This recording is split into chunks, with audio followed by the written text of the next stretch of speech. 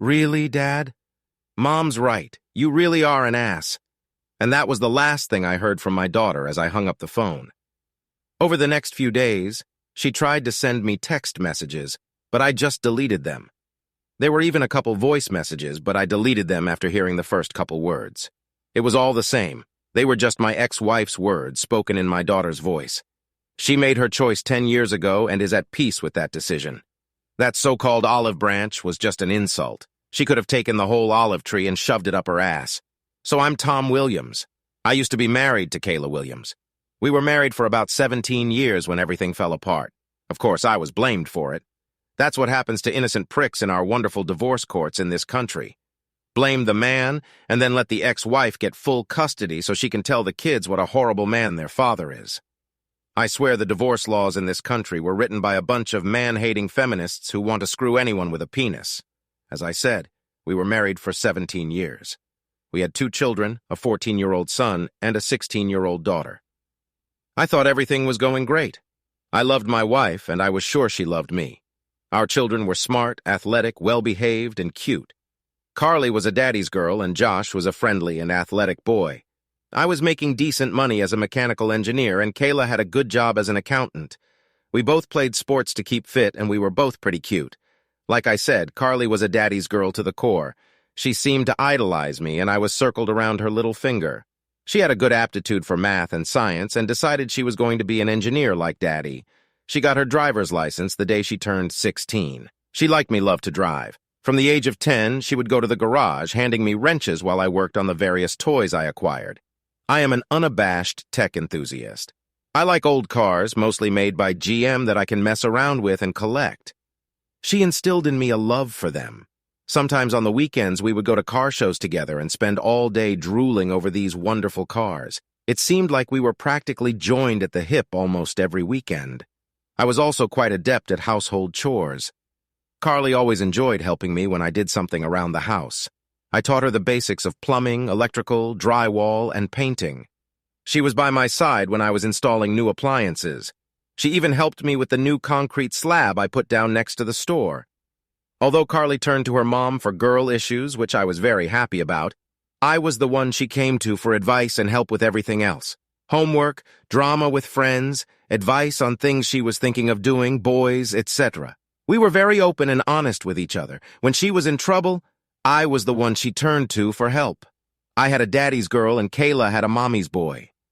Josh was never into cars and mechanics like his older sister. He was a good student, but he wasn't particularly excited about science. He excelled more in English, literature, and social studies. He started talking about becoming a lawyer. Of course, Josh and I hung out too, but he seemed to be more attached to his mom than to me. For the past couple weeks, Kayla seemed a little out of sorts. It wasn't a big deal. She just seemed a little distant. And lately, she's been kind of shutting down for a minute or two. A couple times, I asked her if everything was okay, but she just waved me off and ignored me. Usually I liked it when she blew me off, but this wasn't the case. Again, no big deal, just a little off. It was Friday night. I had just gotten home from work. It was 6 o'clock as it usually is on a Friday night. I saw that Kayla was already home as usual. I walked in the door and yelled out that I was home as usual. Oddly enough, there were no smells of dinner cooking. Carly didn't come down and greet me either. Sure, she's a teenager now, but she usually greets me if she's home. She and Josh must still be out with friends. Oh well, I put my briefcase in my office and went upstairs to change into more comfortable clothes for the evening. When I entered the bedroom, I saw that my wife had laid out her LBD dress, sexy lingerie, stockings and garters, and 6-inch CFMs on the table. That explained the lack of odor at dinner. Apparently, we were going out for the evening instead. I wish she had warned me about that, but I didn't have any other plans anyway. Kayla was still in the bathroom applying makeup when I walked in. "Where are we going, honey?" I asked, taking off my shirt. "We're not going anywhere," she replied. That was weird. Well, if we're not going anywhere, why are you wearing so much makeup and laying out a sexy outfit on the bed? I said we're not going anywhere. I'm going. Really? Where are you going in that outfit without me? And where are the kids? I had a bad feeling. The kids are spending the night with friends. I don't know exactly where my date will take me, but I probably won't get home until tomorrow morning. What do you mean your date and you're not coming back until morning? That's exactly what I said. I have a date tonight, and if everything goes according to plan, I'll spend the night with him, she said calmly. You're crazy. What the hell do you think I'm going to put up with this for a second? Screw it. If you want to go out and have some fun, you can wait until the divorce is final. Stop being stupid. There's not going to be a divorce. I'll just do it once and then it's back to business as usual. I need this night. We've been married for 17 years and I just need to go out one time to prove to myself that I'm still attractive to other guys. If you really love me, you'll let me have this night and it won't even be noticeable. If you really loved me, you wouldn't even think about it. I love you, but I need this. I'm getting older and I need to feel like I'm still attractive to other men. Younger men in particular. Clarence is about 10 years younger than me. He's been flirting with me for the past 6 months and I've decided to finally accept his proposal. It's just one night of sex to convince myself that I'm still a sexy woman, attractive to other men. It's just a confidence boost for me. I've noticed a few wrinkles and a couple gray hairs starting to show through, and I need a boost to my ego. I don't need it, and I'm not going to put up with it. Remember that part of the wedding vows about renouncing everything else? If you do that, you're breaking your vows. Don't be silly. It's just a matter of one night. After I get home, I'll never do it again. I promise. Are you stupid, or is it you who believes I am stupid? After you broke the vows you made to me in front of God, family, and friends, do you really think I'm going to believe your simple promise made in private? Simply put, if you go through with this, it's over between us. You're out the door, and I'm going to see a lawyer as soon as possible. Don't be an idiot. There will be no divorce. I'm going to come home and be the loving and devoted wife I've always been. If you try to divorce me, I will fight as long and hard as I can. In the end, you will lose the house, most of your assets, and I will get full custody of the children. Furthermore, I will do everything I can to ruin your dating life and place all the blame for the breakup of the family on you. I will do everything I can to make your children hate you in the end. I was shocked by her words. You claim to love me, and yet you do all this to me? Damn right. I love you. But if you try to divorce me, I will fight you. I don't want to lose you, so I'm just giving you the consequences of your actions. Look, I told you I only need one night to prove that I'm still attractive and sexy. Yeah, what about in a few more years? How about the next time you start thinking you're still getting older and wonder if you can still be attracted to a younger man? I promise that won't happen. And yes, I overheard some gossip. I admit I'm curious, but it's just going to be sex. There will be no love. You have nothing to worry about him taking me away from you. Like I said, it's just a one-time thing to get it all out of your head. Maybe I'll even learn a few things to diversify our sex life. A couple of new tricks will live in up our lovemaking. If you go through with this, I've already told you the consequences of your actions. If you call him right now and cancel, we can go through marriage counseling and try to save our marriage. Don't be silly, we'll be fine. If you really insist on counseling to cure your bruised ego, we can talk about it when I get back tomorrow. With those words, she continued to get ready for her date. I changed into jeans and a t-shirt, then left the room. After a while, she came downstairs, dressed in the clothes she had laid out on the table. She had a small clutch in her hands and was examining herself in the mirror by the door. I sat in my chair in the living room. A car horn honked outside. He's here. I have to go now. I'll see you in the morning. She walked over and kissed me goodbye. I turned my head and recoiled from her. She ended up kissing the air. She stood up again and looked at me with a frown. Fine, let it be like this. Once you calm down, everything will go back to normal. With those words, she turned and headed for the door. I made one last request of her. If you walk out that door, it's over between us. You'd better think twice about throwing 17 years of marriage away. She turned to look at me. I'm not throwing anything away. Like I said, I'll be back and everything will fall into place. With those words, she opened the door and stepped out. Yes, I started crying about losing my marriage and the woman I had loved exclusively for the past 20 years. 17 years of marriage, a year of engagement, and 2 years of exclusive dating. I didn't understand how she could do this to me. She never expressed any displeasure to me. We had a normal sex life, and she never said she wanted more. I would have gladly given her more if she wanted it. We didn't fight about anything. Sure, there were some disagreements, as all couples do, but we still discussed everything and came to a mutual agreement. I had already decided what I would do if she went for it. Half an hour later, I finally got up and went to work. I guess I waited that half hour for her to come to her senses and come back.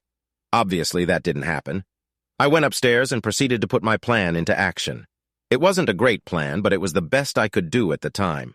It was a fairly large house with 4 bedrooms, the master bedroom, Carly's room, Josh's room, and a large guest bedroom. The guest bedroom was actually a second master bedroom with a private bath. We used it when her or my family came over. We also used it for kids' sleepovers. Now, however, it has become my temporary bedroom. It took me about 2 hours to completely move from our old bedroom to my new one. I had no illusions about what would happen in our divorce. This was a no-fault state. That means that the divorce laws in the state were written by man-hating feminists. Basically, unless the wife was convicted of some serious crime and sent to prison for at least 10 years, the husband got screwed. It didn't matter if the husband was a completely innocent victim. The wife ended up getting the house, the kids, alimony maintenance. It used to be called child support, and the husband was left with all the bills. She gets the gold mine, and he gets the mine. After settling into my new temporary living quarters, I went down to the home office and logged into our online banking. A few years ago, I had opened another account in my name. It wasn't done for any devious purpose, just that I could buy her gifts and she would be surprised. We both had access to our finances, and several times she would go in to check our finances and happen to see a purchase I had made for her. Needless to say, there were no surprises on her birthday or Christmas, so I opened a new account in my name only so I could buy her gifts and not let her know what she would get in advance. Now I decided to repurpose that account. She knew about it, but she didn't have access to it. First, I transferred exactly half of our checking and savings accounts to my personal account. Then, using the money left in the joint account, I paid off and canceled all of our credit cards. I then issued several new cards in my name only. Yes, I should have paid off everything before transferring the money, but I figured I'd rather pay whatever the court orders me to pay than try to collect anything from her. I would transfer my direct deposits from work to my personal account on Monday morning when I got to work. I would also have to call our broker and ask to split our investments on Monday. Having done what I could, I grabbed another glass of Jim Beam on the rocks and went up to my room for the night. I finished my drink, getting ready for bed. It wasn't a great night's sleep. For one thing, I was used to sleeping next to my wife. Without her, the bed felt empty, and then my thoughts just didn't want to shut down. I kept going over in my mind what I could have done to prevent it. Should I have tried to get her to stay out the door, physically restrain her? Go to this asshole's car with a baseball bat? A gun? Was it worth going to jail? It was a long night. I dozed off every now and then, but not too much. I finally decided to get up when light started coming through the window. I was still tired, so I decided to take a shower more to help myself fully wake up than anything else. After shaving, showering, and brushing my teeth, I put on jeans and a t-shirt and went downstairs. I ate breakfast and had a couple cups of coffee while reading the paper. It was night in the morning when Kayla came back to the house. I was sitting in my office at my computer looking at apartments for rent. I had already researched the information on the attorneys and set up an appointment for Monday afternoon through their online scheduling. "Good morning, sweetheart. I'm home as promised," she greeted cheerfully as she entered the house. I just ignored her. Throughout the night and this morning, my anger at what she had done had been building. As I sipped my coffee this morning, I realized that I had done nothing to deserve such disrespect from her. I also realized there was nothing I could have done to prevent what she had done. It was all on her conscience. If I had somehow managed to stop her date last night, she would have just done it again another time. There are a lot of people who say you can't stop loving someone all of a sudden. They may be right, but what you can do is turn that love into hate. The opposite of love is not hate, but indifference. With hate, emotion is still present. Marriage counselors can often save a marriage if there is hate by turning it back into love. If there is indifference, there is no chance at all. All the love I had for my wife yesterday until I got home has now turned into hate. Doing this was surprisingly easy. All I had to do was focus on the lack of respect she was showing me. Then I added her threats against me if I didn't agree. Added to that was her disregard for my feelings. I had a few hours to focus on all of this. "Honey, where are you? I'm home just like I told you. I even cleaned myself up before I came to your house." "Honey," I heard her call out to me, going around the house looking for me. "There you are," she said, opening the door to my office. "I'm back, and now things can go back to normal." She continued walking over to my desk. She walked around the table and reached out to her arms to hug and kiss me. I shoved her back. "Keep your filthy, sick lips off me. God only knows what they've touched and what filthy shit has been in your mouth." Her eyes went wide with shock. I'd never spoken to her like that in all the years I'd known her. I continued before she could respond. "You need to go to the clinic and get a full set of STD tests. I want to see a notarized, clean report from you." Too much, maybe. Did I not care? No. I watched her expression change from shock to anger. I hoped she'd realize what she'd done and repent. "I see you're still coping with your bruised ego. I'm going to go up to our room and take a nap. I've had a long night and I want to get some rest. I hope you've calmed down by now and we can talk later. I expect a full apology from you for your rudeness this morning." With those words, she turned and left the room. I couldn't help but smile, anticipating her imminent return, and I didn't have to be disappointed. "What the hell did you do?" I heard her yell as she stepped back. "Where are your clothes? Where are all your toiletries?" "What the hell do you think you're doing?" she muttered, barging back into my office. "What do you mean?" I asked calmly. "All my things are exactly where they should be. What are you talking about? Your closet is empty. Your drawers are empty. Your corner of your dressing table is empty. What do you mean everything is lying where it should be? Like I said, my clothes hang neatly in my closet or folded and in my dresser. My toiletries are neatly in their places in the bathroom. That's not true. I just told you that your things are not in our bedroom," she exclaimed in despair. "Ah, I see your problem now. You see, you still mistakenly think your bedroom is our bedroom. I just told you that all of my stuff is where it belongs in my bedroom. You mean? Yes, I told you I wouldn't put up with it, so I moved out of your bedroom. I'm going to live in my new bedroom until I find an apartment and move out." I thought about telling her about our finances, but screw it. Let her figure it out on her own. Besides, there was no point in ruining the surprise until I'd sorted out the investments. Her eyes narrowed in annoyance. "We'll discuss this later. I'll give you a week to recover, and then I'll put everything back in place and we'll go back to normal. Not until I get a notarized report that you're free of all diseases." I waved it off, turning back to the computer. I stayed in my office most of the day. The kids came home early in the morning. I briefly wondered how long it would take them to realize there was a problem. I found some apartments that looked good, filled out the forms, and made an appointment to see them on Tuesday. Then I printed out our financial statements. I would need them for my lawyer on Monday. Although I was under no illusions about selling the house, I figured that determining its value might help settle the dispute. In theory, she would owe me half the value of the share. Wishful thinking, but still. I spent the rest of the day researching divorce laws in our state. I realized I was going to get screwed over, but at least I had to have an idea of how badly. It would have helped me formulate a plan of action, if not something else. "Daddy, dinner's ready," said Carly, poking her head through the door. "Okay, sweetie, thank you." Kayla smiled radiantly as I entered the kitchen. It was obvious what her plan was, to kill me with kindness and show me what I would lose if I didn't accept what she did. She did the best she could. She got dressed and put on makeup. Her hair was styled in a style I liked. She spent quite a bit of time in the kitchen that day to prepare my favorite meal. When I entered the kitchen, she came over to me and held out a glass of wine. "I poured you a glass of wine." She held it out to me and leaned in for a kiss. I saw the pain in her eyes as I pulled away from her. I took the glass from her, walked over to the sink, poured out the water, and put the glass on the counter. Then I got a tumbler out of the cabinet, put a couple ice cubes in it, and then poured a couple fingers of Jim Beamonette. It was out of the question that the kids sitting at the table wouldn't notice this. Walking over to the table, I sat down and started chatting with the kids. I didn't even pay attention to my wife. Dinner was clearly a stretch. I kept the kids talking as much as I could, but it was pretty obvious that we were in serious trouble. It didn't help that I didn't even put anything on my plate, let alone eat anything. These dishes were my favorites, but I just passed the bowls and plates around without even looking at them. I just kept trying to make conversation with the kids while sipping my drink. "Dad, Aren't you going to eat anything?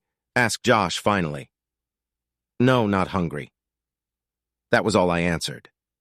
After the most awkward dinner in the history of mankind, I just got up, refilled my glass, and headed back to my office. I didn't even bother to help clear my desk. After about half an hour, I shut down my computer, grabbed the keys to my truck, and left the house to go to a nice, quiet restaurant for dinner. Afterward, I stopped at a bar to have a couple drinks. By the time I got home, it was pretty late. I saw that the light was still on in Kayla's bedroom, so as I closed the door to my room, I made sure it was noisy enough for her to hear. I locked the door and then slid a chair under the handle. As I was getting ready for bed, I heard her trying the knob and then knocking. She tried to get me to open the door for about 5 minutes, but then gave up. The next morning, I got up early. I decided that today was going to be a soccer day. There were 3 games, morning, afternoon, and evening, and I would watch them all. Yes, there were things to do this weekend, but I decided to ignore them. Screw it. I'm not going to live here for long, so Kayla can just delegate it to someone else. I had already drank almost all of my coffee and started getting ready to make an omelet for breakfast. I was just finishing mine when Carly came into the kitchen. "Hi, sweetie. Omelet?" I asked. "Sure, Dad. Thank you." She took her juice and sat down at the table, and I started to prepare the food. A few minutes later, Josh showed up. I told him I would cook it as soon as I was done with his sister's food. Carly ate her omelet while I cooked Josh's. I heard Kayla in the hallway, so I poured the last cup of coffee into my glass and turned off the kettle. She walked in, shuffling, took a cup from the cupboard and looked at the empty pot. "You couldn't even leave a cup for me?" She stared at me. "The pot is right here. You know how to cook it?" "Never mind." "So you're making scrambled eggs?" "Made them. Just finished, but feel free to make yourself one," I replied, putting one on Josh's plate. I used the last of what I made for him. I even put all the ingredients away already. To hell with her. After taking care of the kids, I walked out of the kitchen. It was just before noon. I was sitting in the living room watching the morning game. Kayla walked in with a plate and a bottle of beer. She set everything on the coffee table in front of me. "I brought you lunch and beer so you won't miss any games," she said cheerfully.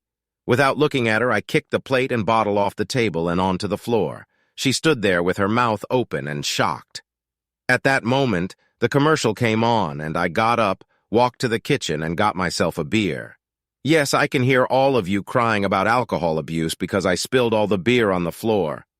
I wasn't going to drink any of the stuff she brought me, so it would have been a waste anyway. No, I didn't clean up after her. She brought it in unwanted so she could clean it up herself. I didn't care if she stained the carpet. I wasn't going to live here long anyway. "We need to discuss this," Kayla began. "Shut up." "Game on," replied I. "For God's sake, you need to do something about your attitude. The kids have already noticed. By all means, I'm sure they'll notice when I move out anyway." "Oh, calm down. You're not moving out and there won't be a divorce," she insisted as she walked away. It started closer to noon. At least they were kind enough to wait until after the break. Carly and Josh entered the room together. They sat down on the couch facing me. "Dad, what's going on between you and Mom?" Carly started. "Well, now you might know your mom and I are getting a divorce. It has nothing to do with either of you. We both love you. This is just between me and your mom." "But why?" asked Josh. "Because your mother did something I just can't accept. She did it even after I told her how I felt about it, but she did it anyway. She's not remorseful about it one bit." "You mean when she went on her date Friday night?" asked Carly. "You know about this?" I was surprised. "Well, yeah, Mom told us you weren't thrilled about it, so you know she cheated on me?" "No, she didn't. She said she told you about it beforehand, so it wasn't cheating. She didn't sneak behind your back to do it, and that was the only time she did anything like that." Josh explained. "Yes, Dad. Besides, it was just one night out of the 20 years you dated and were married. She said that if you really loved her, you would have just let her have that night and moved on with your life," Carly added. Frankly, I was shocked. I was also hurt that my daddy's girl didn't even bother to understand my position. She took her mother's side and didn't even want to hear my point of view. "Really? How about if she really loved me? She wouldn't even consider having sex with anyone else." "Come on, Dad. It was just once, and she promised she'd never do it again." "Okay, then let's discuss her promises." A little over 17 years ago, she made a solemn vow to me. She made that vow in front of God, our families and friends. She vowed to leave everyone else behind. There were no exceptions to this vow. The duration of this vow was limited till death do us part. In case you haven't noticed, none of us are dead. If she can so easily break this solemn vow made in public, how can I trust the promises she makes to me in private? Yes, but you also vowed to be there for her in good times and bad. Josh thought about becoming a lawyer. Hopefully he'd do much better at it. That's right. The problem is that your mother, in breaking her vow, broke the contract and released me from my vows. Well, we just don't understand why you would want to break up your family over one single night, asked Carly. Why are you saying I'm destroying the family? Why am I being blamed for what she did? Mom's not going to leave. She wants to put it all behind her and move on. You're the one leaving and making a big deal out of it. If you leave, you'll ruin the family, insisted Carly. After that, the situation did not improve. I tried to explain my position, but they did not listen. They weren't interested in my opinion. Kayla had been filling their heads with her nonsense all last day. All they knew was that Mom had done something she really needed to do, and Dad didn't love her, and the kids enough to accommodate her needs. She convinced them that Daddy's little male ego caused him to abandon them all and tear the family apart. It was Daddy's fault for failing to give Mommy the one small, tiny thing she really needed to be happy. Instead, Dad decided to make everyone suffer because of his stubbornness. Really, it was just one night out of their 20 years together. Seriously, what is one night out of 7,305 nights? 20 years at 365 days a year plus one extra day in 5 leap years? They eventually left when it became clear that I wasn't going to accept their position. I managed to watch the rest of the game in peace. As the game was winding down, I could smell the aromas of dinner being prepared. Apparently, it was another one of my favorite meals. I just sat and watched the post-game show in anticipation of the night's game. The time was getting late. The game was supposed to start in 20 minutes. Josh came in and said dinner was ready. I just got up, grabbed my truck keys, and headed for the door. Where are you going? Dinner is already set on the table. Ask Josh. I'm going to the sports bar to watch the game. I'll get something to eat there, I replied. But Mom fixed. I'll be back after the game. I'll probably be here for a while after it's over, though. I sat there after the game. They had a really good burger with seasoned fries. The beer was pretty good, too. I only had 1 beer a quarter, so it was enough for me to drive. Besides, it was only 5 minutes from home. When I got home, everyone had already gone to bed, so I just went to my bedroom, locked and bolted the door, and went to bed. The plate and bottle on the coffee table were put away by the time I got home. That made me smile. Monday morning, I got up early and was out of the house before everyone was even up. The first thing I did when I got to the office was call my broker. I explained that I was going through a divorce and wanted him to split all of our investments in half. He created a new account in my name only and transferred half of our investments into it. Next up, human resources. I removed Kayla's name from the retirement account and asked them to put Carly and Josh as my heirs. I also gave them my new bank account information so they would redirect my paycheck there. Lastly, I informed my boss that I was going through a divorce, so I would need time off to meet with my attorney, court dates, meetings, etc. He was fine with it. My lawyer told me what I already knew. There was a small chance of getting custody, but it all depended on where the children wanted to live. They were old enough for the court to seriously consider their wishes. Based on my conversation with them yesterday, I wasn't going to count on that. I asked him to get started on the paperwork and asked him to get her to work on Monday. I didn't even bother driving home right after work. Monday night football was on, so I just stopped by the sports bar, 3 tacos for $1. I ate 3 during the first half and 3 more during the second half. I ignored text messages and phone calls from Kayla. I answered Carly and let her know where I was. Her reaction to this was not very pleasant.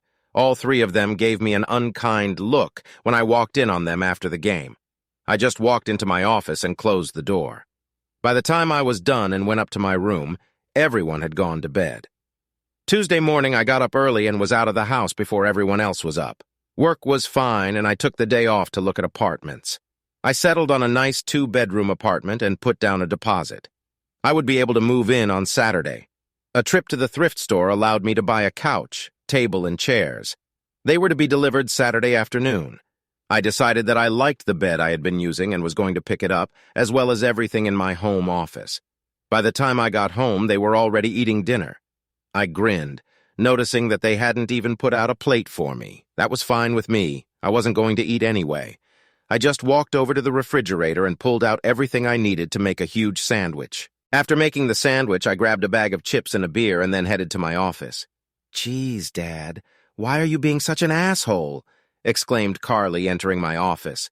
"Well, Carly, simply put, your mother cheated on me. She had absolutely no respect for me, and then she threw it in my face. I'm not going to put up with that. I made it very clear what would happen if she went along with it. She went for it, even knowing what would happen. You can't seriously be ruining your family over this. Come on." It was no big deal. It was just sex. "Carly, you're going to get married someday. Think how you would feel if your husband told you one night that he had a date with a younger, prettier woman and was going to spend the night with her." Well, I'm sure I wouldn't like it much, but if he promised to come back to me and it was only once, I'd hope I loved him enough to get over it. Besides, if he told me about it first, it wouldn't seem like cheating. Uh-huh. Sure. Do me one favor. When you get married, look straight into your fiancé's eyes when you say your vows. When you look into his loving eyes and get to the phrase about leaving everyone else behind, imagine how the love in those eyes will turn to utter devastation when you tell him you're off having fun with another man. With those words, I turned my back on her and went back to work. Wednesday evening was an ambush. When I got home from work, both parents were already there. People often make fun of their in-laws, but I actually got along very well with her parents. They accepted me into their family as the son they never had. Charles, her father, was as much of a tech fanatic as I was. His only problem was that he liked Fords. Okay, he had extremely poor taste in cars, but I could overlook that. He had a '69 Mustang fastback that was in pristine condition. Yeah, I got along very well with my parents. We were not one of those dysfunctional families where kids grow up hating their parents. They were always very loving and supportive of me. Of course, there were disagreements, and they never hesitated to tell me when they thought I was wrong about something.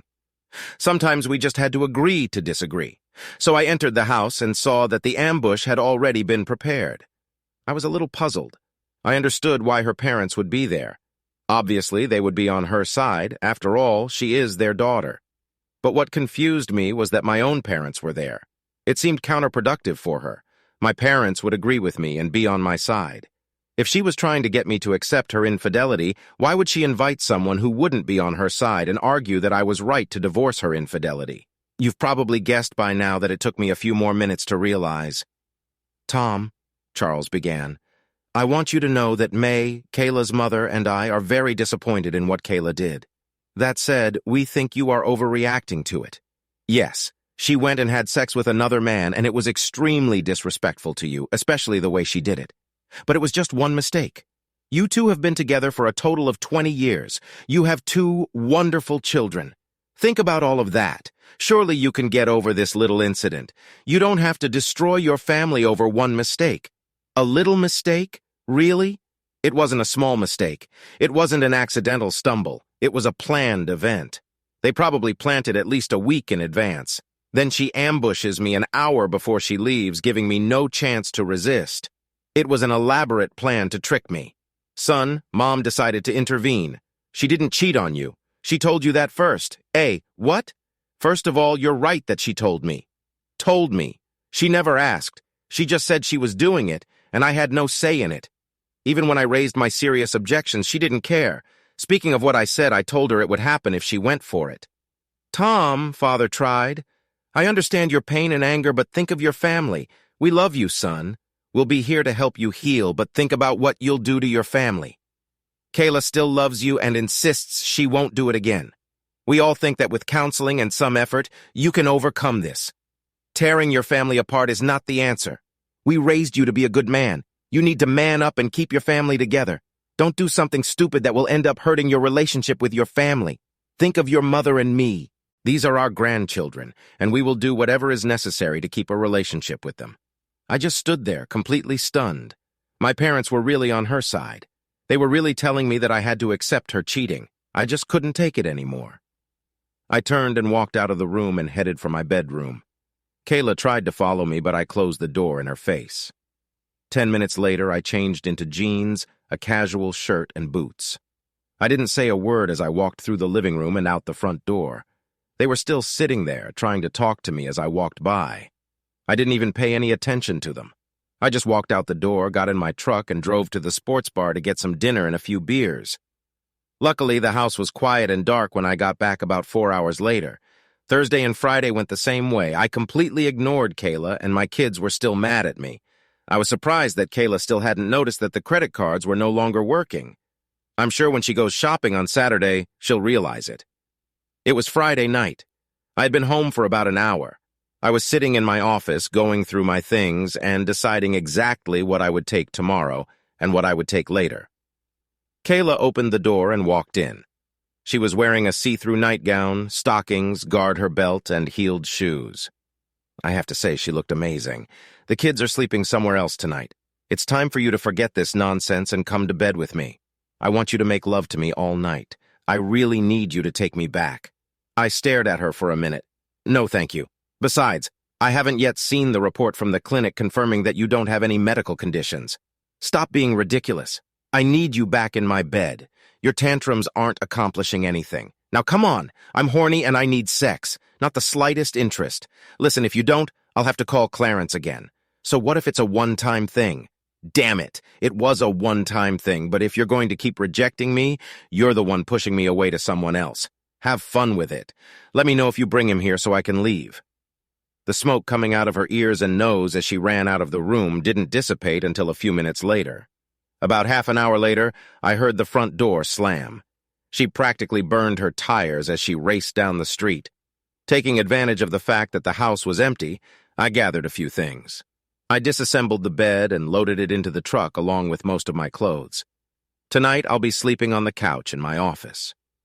After loading everything I wanted to take with me into the truck, I drank a Jim Beam on the rocks and relaxed. The couch wasn't the most comfortable one I'd ever slept on, but that was okay. Early the next morning, I was at the leasing office to get the key to the apartment. It took me a little while, but I managed to get everything out of the truck and into the apartment. Fortunately, a couple of friendly neighbors helped me. When I got back, no one was home yet, so the neighbor's teenage son helped me load the desk and office furniture. The computer, printer, and accessories went into the cabin. I looked back at the living room and thought, screw it, I'll take the chair too. I guess either no one came home until tonight or no one bothered to look in my office or spare bedroom. I'm surprised they didn't notice the chair was missing. It was early evening when my phone rang. Seeing that it was my daughter, I answered it. Daddy, where are you? I'm home, honey. No, it isn't. Your office is cleaned out. The bed and dresser in the spare bedroom are gone, and your chair isn't in the living room. Besides, I looked everywhere, and you're not here. Besides, your truck is gone. You're right. I'm not there. I'm at home. I don't live there anymore.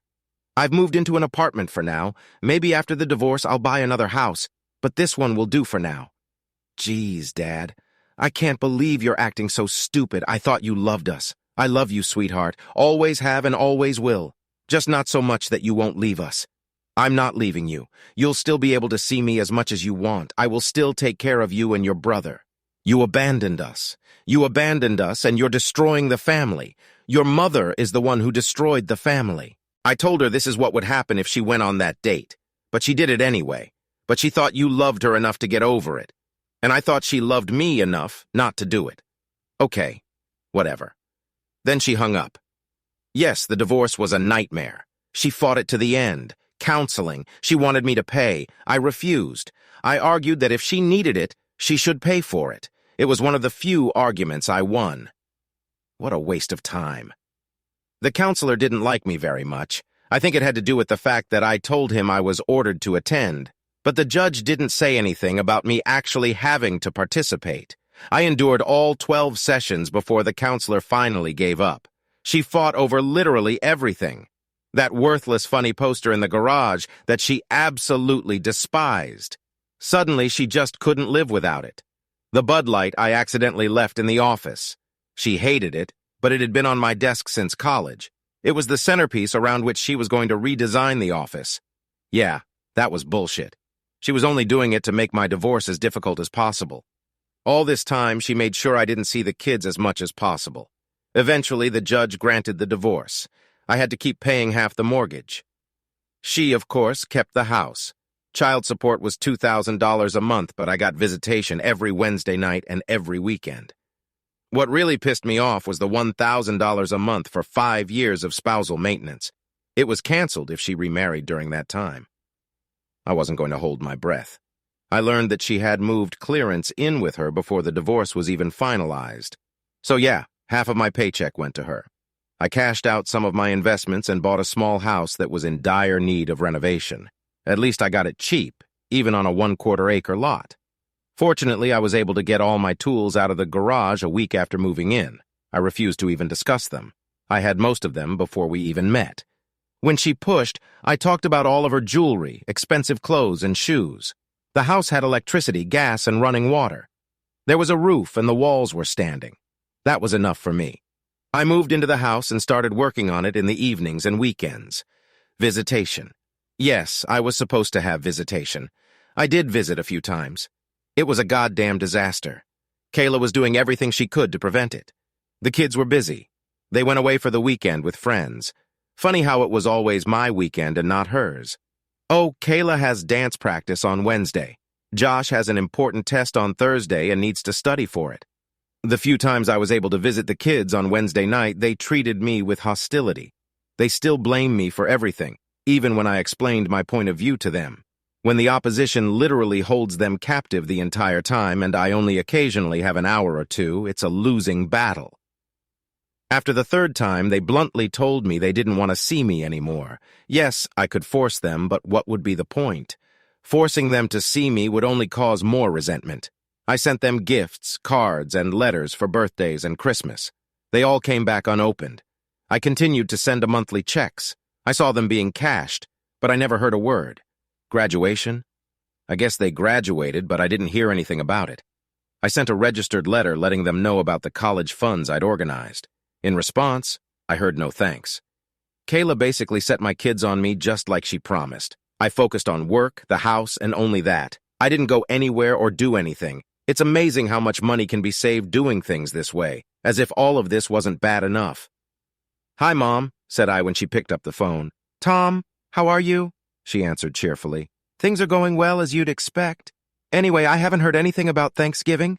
Are you going to have it again this year?" There was silence on the other end. "Mom? Are you still here?" I asked. "Huh? Well, that's a little awkward. Huh? Yeah, we're going to. But Kayla, her parents and kids are coming to the party. She's also bringing the new man in her life. We just felt that your presence here would be too awkward for everyone. After all, the kids are still mad at you for leaving them, and your presence with Kayla and her new man would only stress everyone out." "Seriously, Mom? You're ditching your own son for Thanksgiving and inviting my ex-wife and her boyfriend instead? We want to maintain a close relationship with our grandchildren. Besides, this is your fault. You should have been working to keep the family together, not tearing it apart. How about you come visit us on Christmas Eve? Your father and I will spend Christmas Day at Kayla's house, but we can celebrate with you the day before." "Whatever," I muttered, ending the conversation. I spent Christmas Eve at home watching Die Hard and ignored the numerous calls and text messages from my mom wondering where I was. I wasn't in a holiday mood. I was just looking at the packages I sent to my kids a week ago. Yesterday, they were returned to my doorstep. 5 years later, I received a wedding announcement. Kayla had married Clarence, the weekend after I paid my last installment of maintenance. Bitch! Josh had turned 18 a year early, so I was done with child support. I was now completely free of my ex-family and obligations to them. I celebrated by getting drunk. Yeah, I'm not really proud of it, but to hell with it. I put my all out and gave them all the love I was capable of. But they rejected me and treated me like crap. Screw them. Now that all my obligations to that bitch and her 2 ungrateful offspring had been fulfilled, I decided to just put them out of my mind as much as possible. They obviously didn't want any relationship with me, so I would just forget about them as soon as possible and move on with my life. Well, except for one thing that always bothered me, I had to keep paying half the mortgage on the house. Of course, it ended when Josh graduated, but my name was still on the deed. I think Kayla was under the mistaken impression that she owned the house. The divorce said she could only live there until the kids graduated from high school.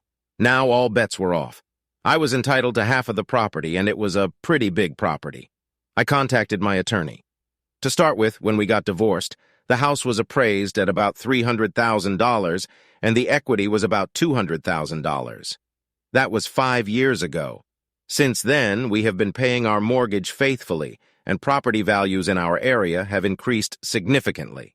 After doing a little research online, I calculated that the appraised value was now about $500,000, and the equity was $450,000. Yes, we only had $50,000 left on the promissory note. Why did I do it? Well, for the money, of course. Who could use an extra $250,000? Besides, it would piss Kayla off. She adored this house, and having to give me a penny for anything made her furious, and I was eager for any payback for what she'd done. It would also reimburse me for all the house maintenance and mortgage payments I had to make for her. The call came about a week later. Tom, what the hell is going on? Well, Kayla, not much going on around here. Just working and fixing up the house I bought. What's going on with you? I have to admit, I'm surprised you called to see how I'm doing. After all, this is the first time you've spoken to me since the divorce. You asshole! I'm not calling to find out how you're doing. I'm calling to find out why the realtor came to my house to look at it and get my signature on the sales contract. Oh, that. Well, that should be clear. Since both our names are on the title, she'll obviously need your signature for the sale. What sale? I love this house, and I'm not going to sell it. Then when can I expect a check from you for my half of the capital? Nice try. I got the house in the divorce? No. You only used the house until Josh graduated from high school. That happened last month. Now we can either sell it and split the proceeds, or you can buy out my half. If you think I'm going to give you $100,000 for a house I owned by right, you're out of your mind. Well, that proves I'm not crazy. I'm not asking for $100,000. You could have done that 5 years ago. Now, since the equity in the house is about $450,000, my half is $225,000. If you factor in all the expensive furniture you just had to have, let's round that amount up to $250,000. You're crazy! I'm not giving you a dime! She shouted, hanging up the phone.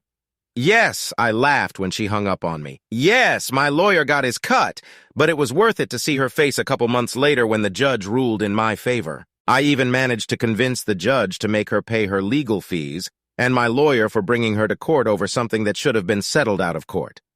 The house appraised for more than I had estimated. Including the value of the furniture, I got $275,000. They ended up buying me out rather than selling me. I found out later that they mostly used Clarence's money. It ended up getting him in trouble, but more on that later. I managed to get the house in order. I even built a decent-sized store behind the house. I picked up an old 1972 Chevy pickup truck that was in bad shape. I was only interested in the chassis. The rest would have been replaced anyway. Over the last year, I have taken it apart, cleaned it up, and completely repainted it. When the paint and bodywork was done, it was time to tackle the running gear. The rear differential was still good, but I rebuilt it anyway.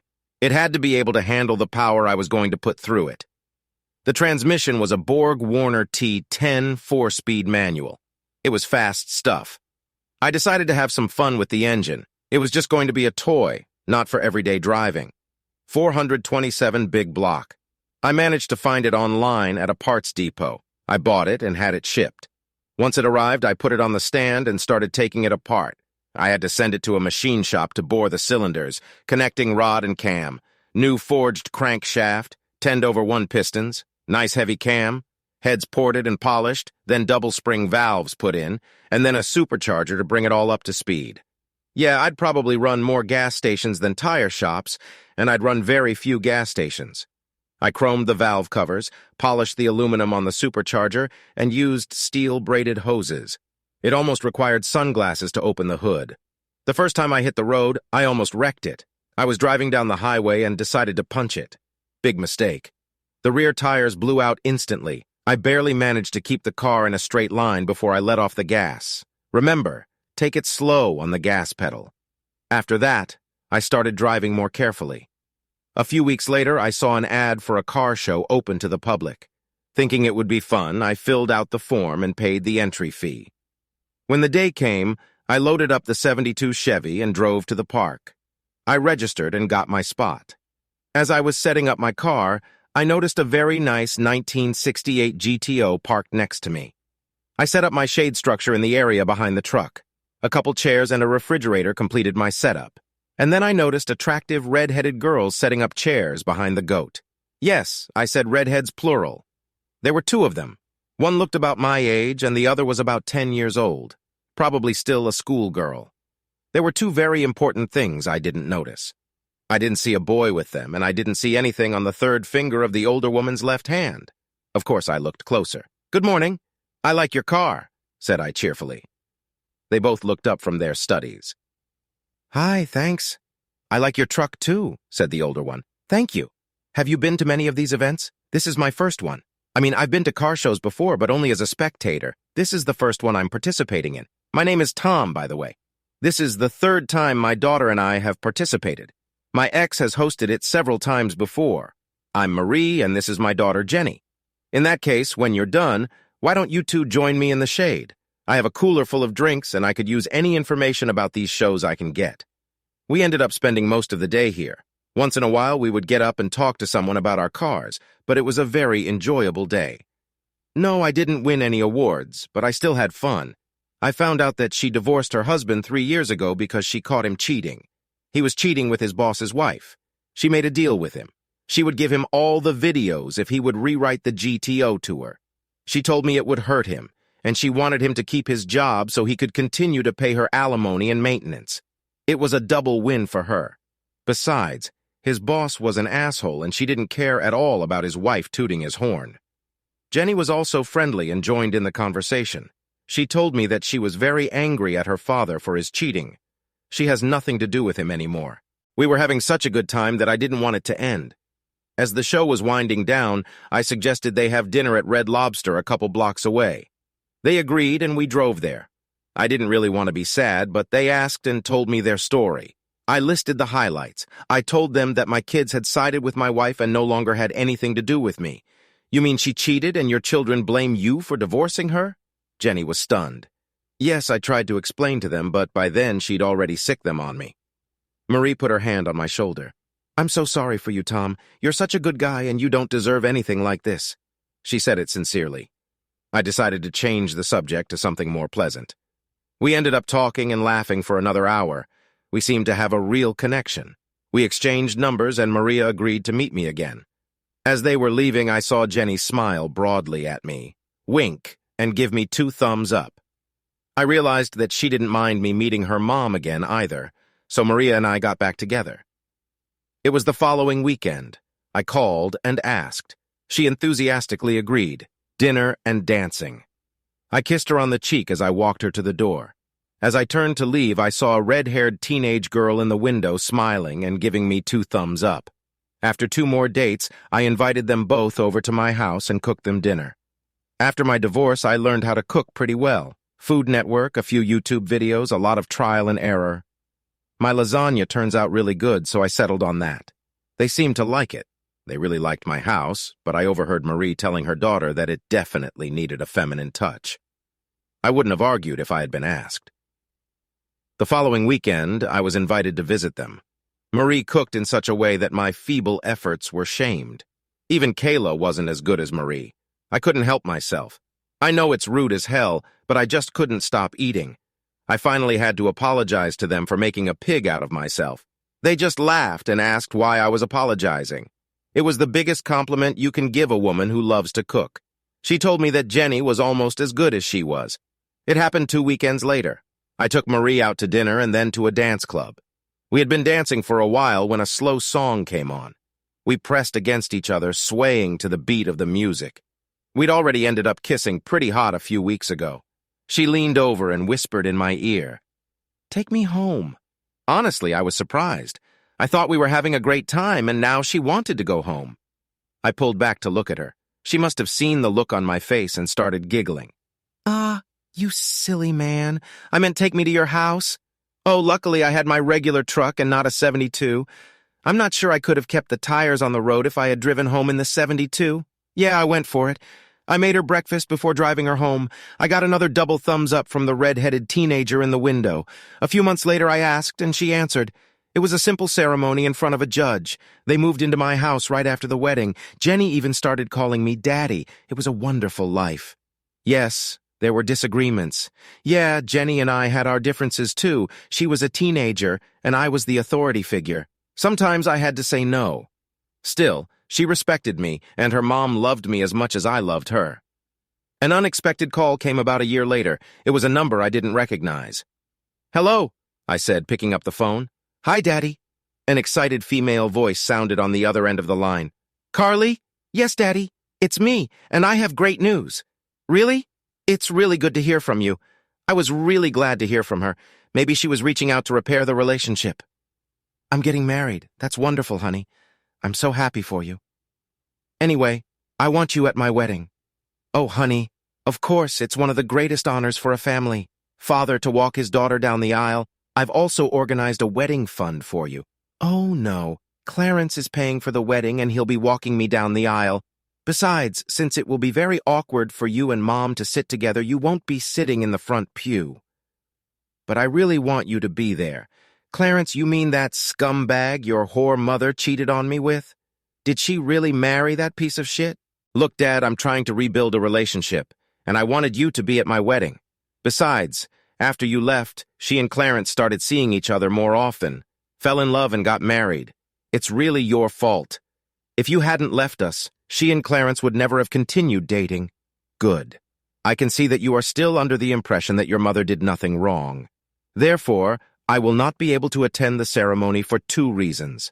First of all, I simply cannot support a marriage that I am sure will fail. You will most likely cheat on your husband, just as your mother cheated on me.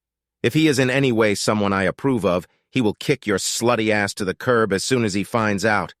Secondly, you just stole my father's last great honor from me and gave it to a filthy witch who knowingly seduced a married woman.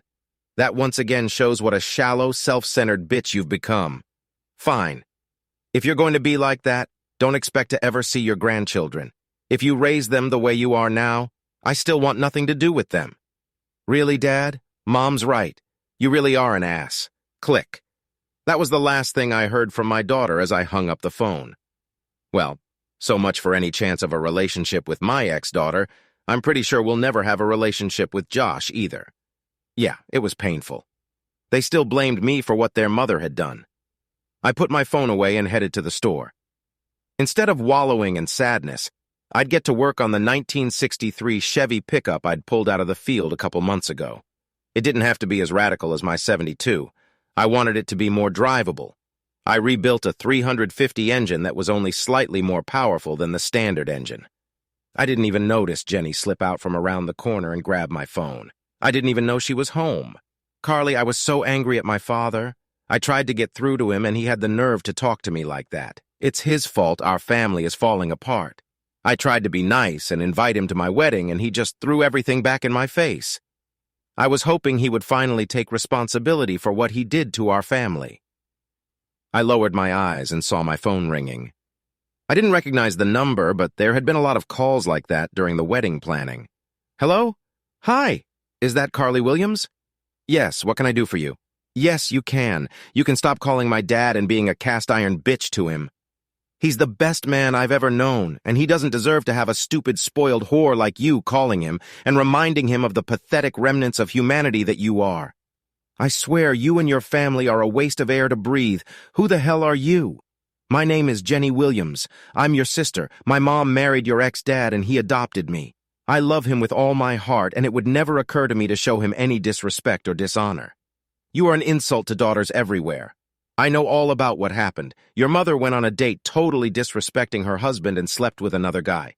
The saddest thing about all of this is that you don't seem to mind. Let me tell you that my biological father cheated on my mom. She didn't hesitate to kick him to the curb. You can rest assured that if my mom had ever cheated on my dad, I would have helped my dad take her ass out with the rest of the trash. Yes, even though he's not my biological father, he is the most decent, caring, compassionate man I've ever met. I'm thinking of sending your whore mother a card thanking her for being such a big fool to let him go. If it wasn't for her extreme stupidity, I wouldn't have his father right now. Oh, and you can also tell your grandparents that they have another granddaughter, but I have not the slightest desire to have any relationship with someone so despicable as to reject my own son for a cheating whore and her traitorous offspring. There is one more thing you can do for me. When you say your mock vows, look into your husband's eyes and think about when he decides to cheat on you. When he does cheat on you, call me and tell me about it so I can laugh at you. Have a shitty life, sis. She hung up. I just stared at my phone, and shocked. First of all, I was surprised to learn that my father had gotten married. You'd think he would have at least sent his kids an invitation. Then I found out that I now had a younger sister as well. A strange thought occurred to me. I couldn't escape the thought that she looked a lot like me before Mom told Josh and I that Dad was leaving and was going to tear the family apart over one insignificant little thing. At first, I thought that Dad must have had a very good reason for doing this, and figured I could probably live with him instead of Mom. But then Mom explained that she was feeling fine, and that she just needed this little thing to restore her strength. After all, it was just one short period of time compared to how long they had been together. Besides, Mom was willing to stay together and work things out. Dad was the one who was a pig-headed man and wouldn't even try. Dad was the one who was leaving. He was the one who had separated them. I couldn't believe how rude she was being to me. She wouldn't even give me a chance to tell her that Dad was the one who abandoned us and that Mom was trying to move on. It was like she didn't care that it was just a one-time event that shouldn't have gone unnoticed considering how long they had been together. And after that, she has the nerve to call me all these vile names. She doesn't even know me. What was Daddy so upset about? Of course, Clarence was going to walk me down the aisle. After all, he'd been there for me for the past few years. I hadn't even talked to Dad since Josh and I told him how angry we were about him leaving. On top of that, Clarence was paying almost $20,000 for my wedding. I couldn't even imagine how much the pennies my dad was able to set aside for my wedding would be enough. Half an hour later, when my mom and both grandmothers came in, I was still upset about those phone calls. They were out shopping. Mom noticed my mood right away. "Honey, what's wrong?" I told my dad about the wedding and asked him to come. After all, I'm his only daughter, and I thought he would want to be at my wedding. I was hoping that maybe it would be something we could build on and maybe start a relationship again. "Oh, that's wonderful!" exclaimed Grandma Williams. "Is he coming?" "We haven't heard from him since he called about Thanksgiving a few years ago." I sighed. No, he got mad when I told him that Clarence was going to walk me down the aisle and that I thought it would be too awkward for him to sit in the front pew with Mom and Clarence. That's too bad. I thought he'd gotten rid of his pidgishness by now. Well, if that's not bad enough, I found out 5 minutes later that I have a half-sister. What? Sounds in three-part harmony. Yes, the girl who said her name was Jenny Williams called me a few minutes after Dad hung up. Apparently, Dad married her mom and adopted her. She wasn't too nice on the phone. In fact, the nicest thing she said was that she wanted to thank my mom for being stupid, or she wouldn't have such a great dad. I recounted both phone conversations to them. They were shocked at the vehement with which Dad and Jenny had spoken on the phone. Tom got married and we weren't invited to the wedding. He didn't even tell us about it. "I have another granddaughter," whispered Grandma Williams to herself. My wedding day had finally arrived. I thought briefly about what my father had said, and for a moment I was sad that he wouldn't be here on my special day. That was fine. I'd approached him and he'd rejected me. I brushed it off. After all, it was a happy day. I was marrying the man I truly loved, the man I would spend the rest of my life with. Clarence glowed with happiness as he took my hand and we started walking down the aisle to the music of the wedding march. I was beyond happy looking at all of my friends and family. Both of my grandparents were there. Josh was one of Bobby's groomsmen. Everyone was there to celebrate my special day. Tears of joy came to my eyes. I looked ahead and saw my Bobby smiling at me as he stood in front of the priest. As we passed my mom, I saw her looking at me with pride. Tears of joy were running down her cheeks, too. Clarence lifted my veil, kissed my cheek, and said, "Congratulations, baby girl." He then handed me into the arms of my future husband. I had a strange feeling in my mind when the priest asked, "Who gives this bride away?" And Clarence replied, "Her mother and I." Something didn't sound right, but at that moment I couldn't figure out why. It soon passed as the priest began the ceremony. I looked into the eyes of the love of my life.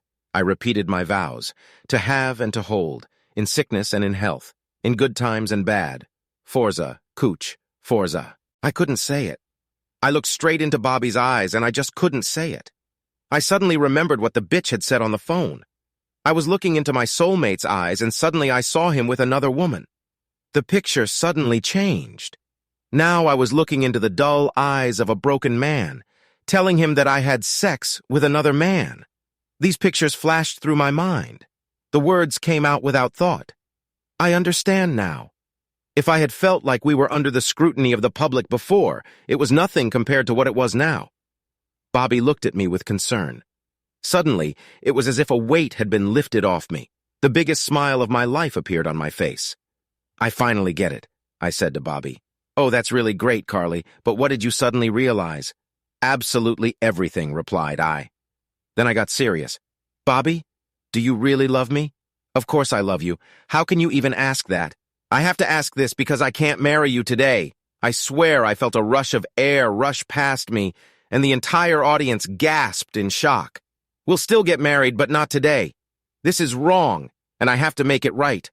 I'm only getting married once, and it will be for life, so I have to make it right." "Baby, what's wrong, Bobby? I love you with everything I have. I'm going to marry you. I'll explain everything to you, and you'll understand, but we need to go and start making things right. We'll reschedule everything for another day and play our wedding. You're not going to leave me at the altar, are you? No way. In fact, you should come with me." With those words, I turned to the guests.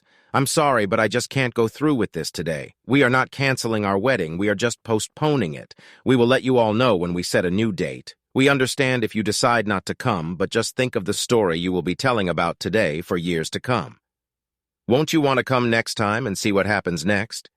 In any case, to make up for your disappointment in any way, the reception hall must be ready.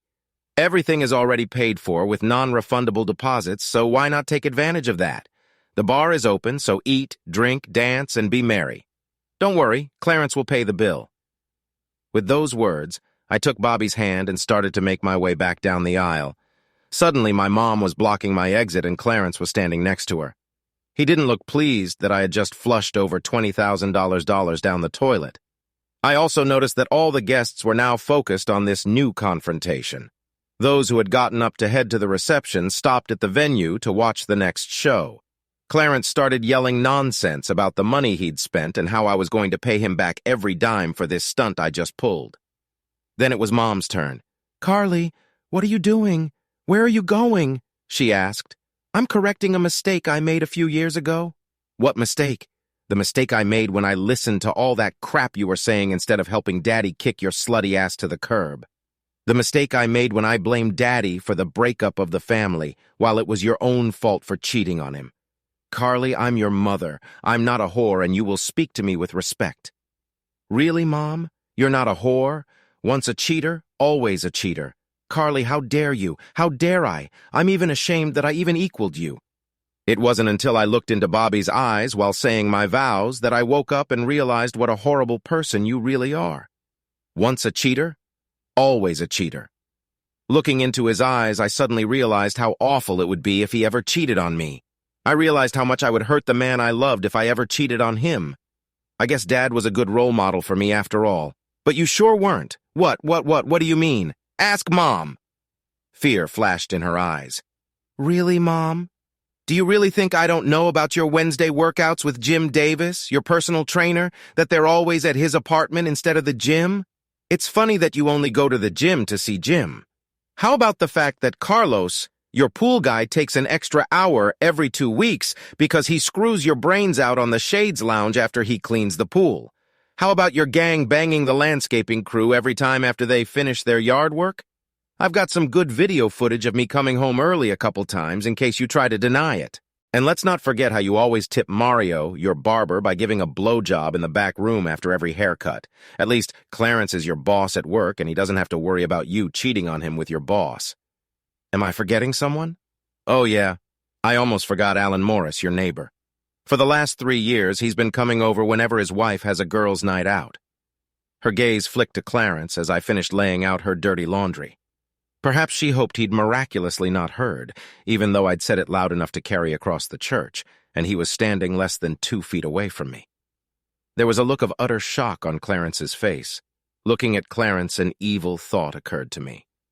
Oh, and Clarence, before God and all these witnesses, I swear with the same commitment that my mother did when she made her wedding vows, that I will pay you back the money you spent on this wedding. We all know how she keeps her vows, so you can fully expect me to honor this vow just as she honors hers. Yeah, he shouldn't hold his breath waiting for even a dime.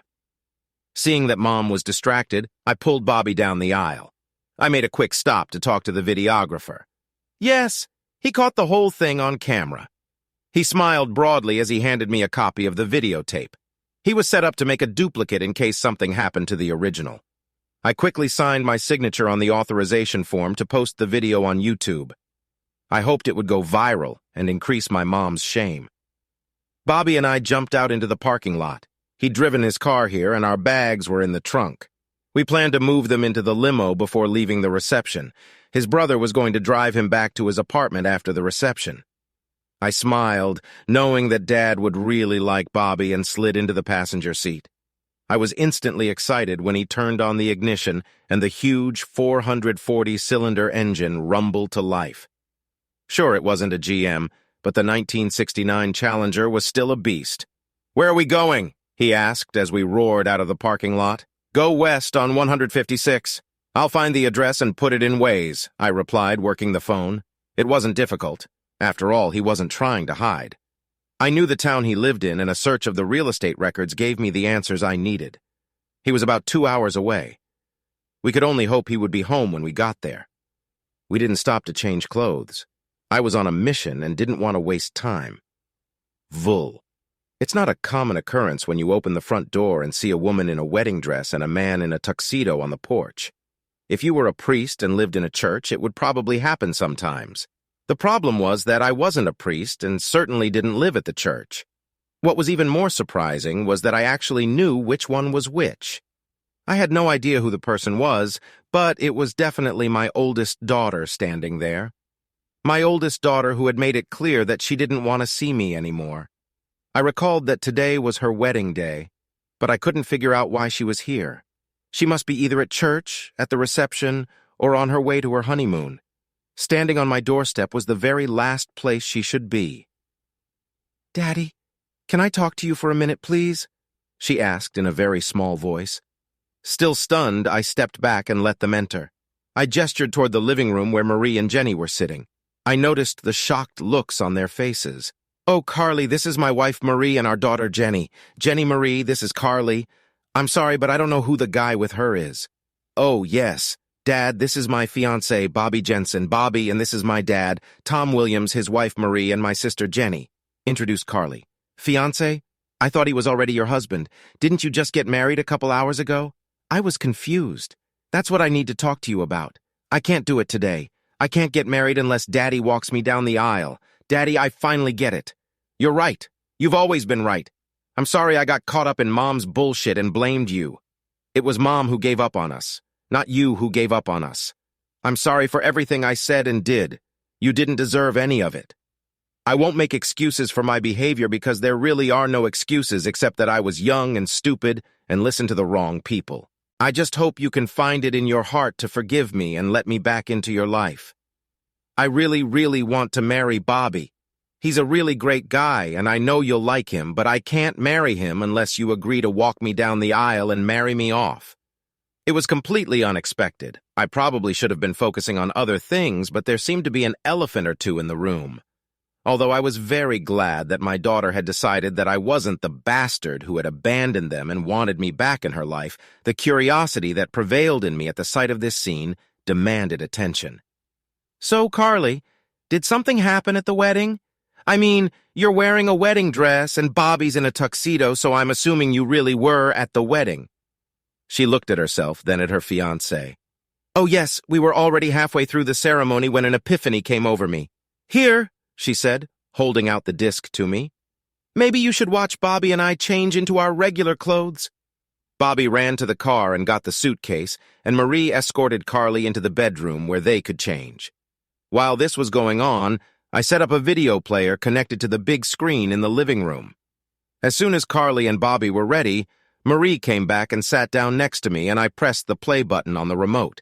It started out like a normal wedding ceremony.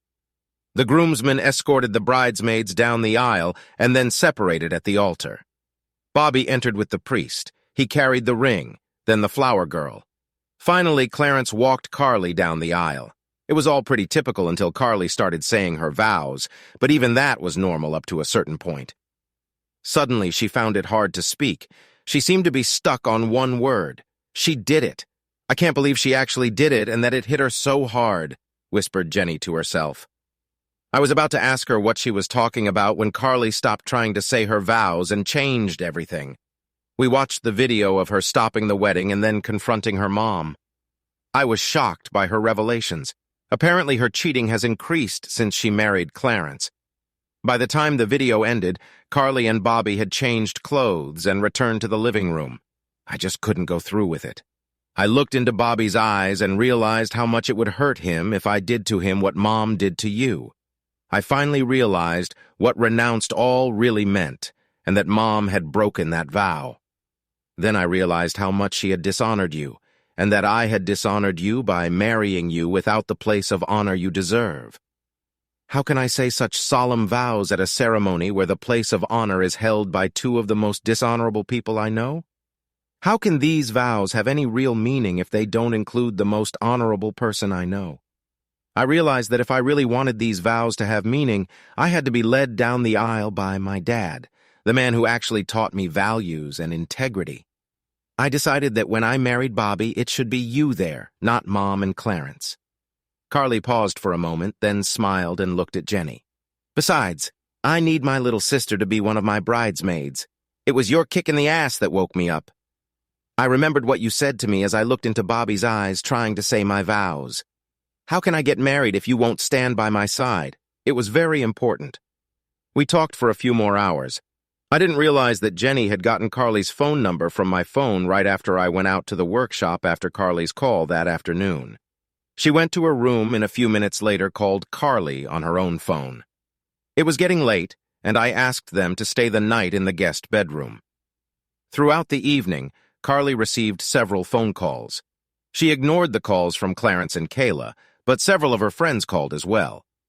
Apparently, several of the guests accepted her offer to have some fun at Clarence's expense. He tried to cancel, but it was too late for a refund. By the time he got to the reception venue, there were already a few dozen people there taking advantage of the open bar. The food was already being prepared, too, and all the servers, bartenders, and DJ were already in place and working. Eventually, Clarence gave up, grabbed a drink, and moved to a table in the corner to drown his sorrow. Josh sent her a video taken on his phone when his mom came over to talk to Clarence. It didn't seem to go well. Clarence was yelling a lot. The words cheating horror took up most of the conversation. It looked like that relationship was about to end as well. Josh said he was able to cancel his plane and resort reservations, but had to pay a 20% penalty for not canceling on time. Since Carly and Bobby had already taken time off work for their honeymoon, they stayed with us all week. I reconnected with the daughter I thought I had lost. I also got to know Bobby better. He's a great guy with strong morals. The relationship was a little strained at first, as the only things he had heard about me were lies told to him by my ex-wife, son, and daughter. Well, not really lies, but rather embellishing the truth that painted me as a bad guy who abandoned his family. In addition, there were several important facts left out in these conversations. After the truth started to come out, he started to treat me warmer. It helped when I showed him my store and my latest projects. Although he liked the classic Dodges better, we both appreciated each other's cars. Hey, we're both tech fans. At least he wasn't one of those whims who drives an automatic. His Challenger had a manual transmission. About midweek, a new wedding date was set. It was to be held at the same venue on the same weekend a year later. This time, I would be paying for her and walking her down the aisle. Besides, Marie was going to be called upon to help with the wedding. Yeah, Jenny was going to be a bridesmaid, too. Carly and Bobby called everyone in the wedding party and gave them the latest news. Well, everyone except Kayla and Clarence. Over the next few months, Carly and I worked hard to rebuild our relationship. Bobby and I also got to know each other better. We attended several car shows, participating in Marie's GTO, my '72 truck, Bobby's Challenger, and even got Jenny to participate in the 1974 Firebird I bought for her. Carly and Bobby would come over and spend a couple days with us a couple times a month. Josh even showed up a few times. It was harder with him because he was always closer to his mother than he was to me. But we rebuilt some of our relationship. I think he did it more for Carly's sake than mine, but I agree. Besides, he always had some news from home. By the way, things were not going well between Kayla and Clarence. Clarence had moved out and filed for divorce. The good news for Kayla was that Clarence had filed for divorce because of irreconcilable differences, not adultery. This meant that the harsh penalties of the prenuptial agreement would not apply. He filed in such a way as to end it quickly and without a fight. The good news for Clarence was that he had a prenup. The prenuptial agreement stated that all property he owned before he got married was not subject to division. Kayla would get half of the property acquired during the marriage, but even that would not be enough when you consider the property acquired before the marriage. She would mostly get the house and about $50,000. As for the house, Clarence did try to get a piece of it, but he had no proof that he was entitled to it. Sure, it was his money that was used to buy out my share after the divorce, but there was no real proof of that. Apparently, he took out a business loan for his company to get the money, but never documented exactly what he spent it on. In addition, they never put his name on the certificate of title for the house. Since the house had belonged to Kayla before they were married, she refused to even discuss the topic. Clarence ended up paying off the loan, but accomplished nothing. By the time he realized that the money for the house would not be returned to him, it was too late to file an adultery complaint.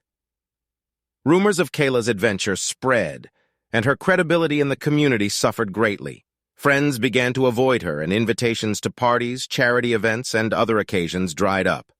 Worse, because she didn't work and relied on Clarence's money, her financial situation deteriorated badly. Clarence learned an expensive lesson. He lost a couple $100,000 buying out my half of the house, another $28,000 for the wedding that went south. He also had to pay Kayla $50,000 in the divorce. And then there was the humiliation. Kayla was furious that her adventures had been made public and that Clarence was divorcing her the way he did. She started telling her remaining friends that she cheated on him because he has such a small penis and doesn't even know how to use it properly. She also told all her girlfriends that he refused to lick her even though he demanded that she suck him off. This kind of gossip spreads like wildfire. It wasn't long before all the women he tried to pick up at the bar just laughed at him. He became a recluse, only going to work and straight home. His social life evaporated. "Ready, Daddy?" my oldest daughter asked. "No father is willing to let his daughters go, but I'm honored to do it for you," I replied. The doors opened and music filled the church. I stepped in, starting with my left foot, and proudly began to lead my daughter down the aisle. I cast a quick glance and my smile grew even wider. My ex-wife was sitting in the fourth row. My wife Marie was taking her place of honor in the front row. I would join her after taking care of one last important honor for my daughter. Who gives this woman in marriage? As a father, I give her as my wife, I said loudly. "Love you, baby," I whispered, kissing her on the cheek and handing her to Bobby. Oh yeah, I forgot to mention my wife. No, this wasn't my idea. Carly had asked me to do it that way. I turned and walked over and sat down next to my wife. To have and to hold, in sickness and in health, in good times and bad, leaving everyone else behind. Carly practically shouted the last phrase, then with a bright smile she finished her vow. It was a beautiful ceremony. When they kissed at the end, there was a round of applause. I looked down from the head table. Marie was next to me. I saw Kayla sitting at a table off to the side. She didn't look happy. Every time she looked up and saw Marie sitting in her seat, she frowned. I noticed that she took advantage of the open bar. Clarence hadn't been invited. I don't know if he would have come, even if he had been invited. My last great accomplishment for my daughter was complete.